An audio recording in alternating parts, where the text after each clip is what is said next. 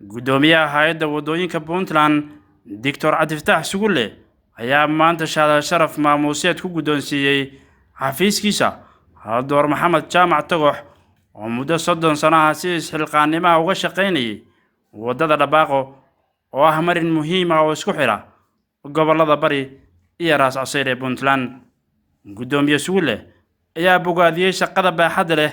ee Door Maxamed Jaamac ee wadada Dhabaaqo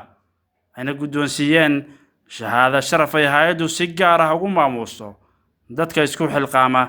kana shaqeeya wadooyinka Puntland siina raaciyay inay si degdeg ah u howlgalayaan wax ka qabashada meelaha ugu daran ee jidkaani Dhabaaqo. maanta waxaan shahaado sharaf siinay Maxamed Jaamac Tagox oo ah nin samafala ah oo juhdi badan geliyay wadada Dhabaaqo. runtii markii ugu horeysay arkaan waxay ahayd muuqaal laga soo sameeyay isagoo wadada qodahaya dadaal badan sameynaya. sidoo kale wuxuu ii keenay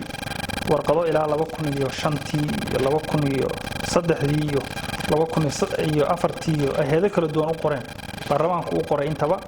oo ka hadlaysa wadadaas dadaal ku geliyay. waxyaalaha marka aadka ii soo jiitay waxa kamid ah waxa weeye hay'ad la yiraahdo Improved Agricultural Production oo aaga ka shaqeyn jirtay 2003 waxay booqasho ku tagtay gobolkaas Caluule. marka warqadda u qortay recommendation letter ay leedahay wadadaas baan soo maray waxa ka shaqeynayay jidkaas ninkan hadda ag taagan Maxamed Jaamac Tagox wuxuu ku shaqeynayay gacantiisa wax qalab ma haysanin wax miina ma haysanin wax gaadiid ma haysanin warkaasna markaas waxay leedahay gabar weeyo u maleynaya hal caawiyo oo maaragtay mashruucaas u baahan in la caawiyo. marka xataa dadkii maaragtay meesha maray gaalada ahaaba xataa qiray annaguna dad kasta oo mara tanna waxaan u maleynayaa African 70 way aydan xilli 2003 aydan xilligaas soo booqatay. marka 2003 shaqo socotay qoladii ay dhawatay muuqaalkaas oo dubtana waxay doonaan 2024 intaasoo sano si mutadawacnimo ugu shaqeeyay. marka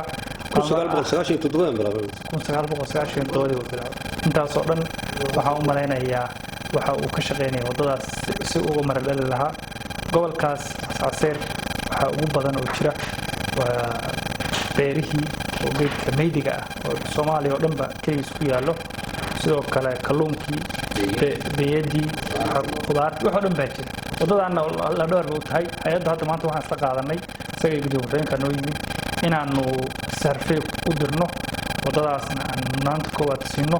sidii maaragtay wadadaas ninkan uu bilaabay oo gacanta uu ku bilaabay biyaha iyo dhagaxa iyo gaadiidka wax ka taayirka wax lagu soo qaaday dhabarka lagu soo qaaday. maanta marka inaan marintan siino marin PHI siiso dadka wadooyinka si mutadawacnimo uga shaqeeya. sidoo kale maaragtay u mahad celino dawladda iyo dadka Puntland anagoo matalnay madaxweynaha dawladda Puntland aan ku dhahno waa mahadsan tahay shaqo fiican baa qabatay si dadaal insha Allah wadadaas waxaan rajaynaynaa mid dhisanta oo miraheeda la arko inta nooshahay insha Allah. Haliyay Maxamed Jaamac Tagox ayaa dhankiisa u mahad celiyay gudoomiyaha hay'adda wadooyinka Puntland oo uu sameeyay maamuus sharafeed ay hay'addu uga gol leedahay shaqadiisa isxilqaannimo ee wadada Dhabaaqo. tilmaamayna in tani ay noqonayso markii koowaad ay Puntland maamuusto iyadoo hore shaqadiisa mutadawacnimo uga maqraati kaceen hay'ado kala duwan oo isugu jiray Soomaali iyo ajaanib intuba. waa mahad celinayaa waxa weeye maadaama shahaado sharaf liisii maanta aniguna aan soo shaqeeyay muddo badan ka macnaha qofka bini'aadanka target buuray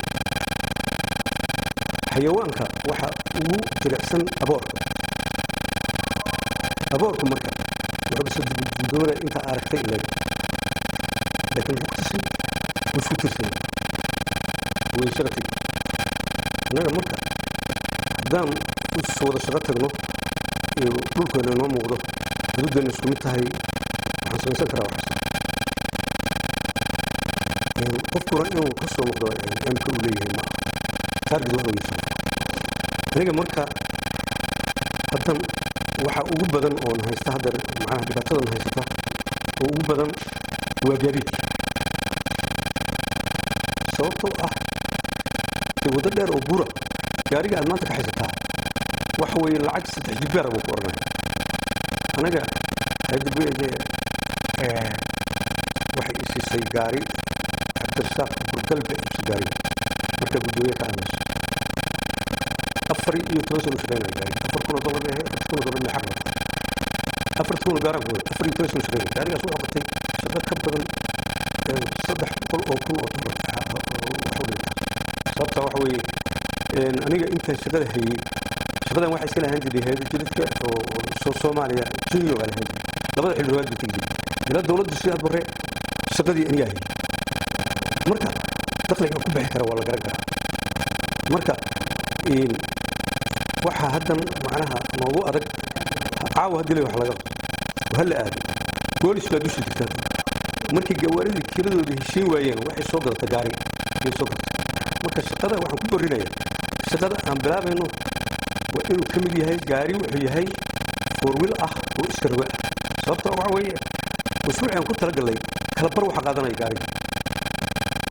wuxuu u hareeyay hadhow wadadii markasta oo la qabanayo marka anigu waxaan u leeyahay activity dheer baan u leeyahay sida wax loo qabto sababta gacan baan ku shaqeeyay dad baan ku shaqeeyay wax kasta ku shaqeeyay dushan ku shaqeeyay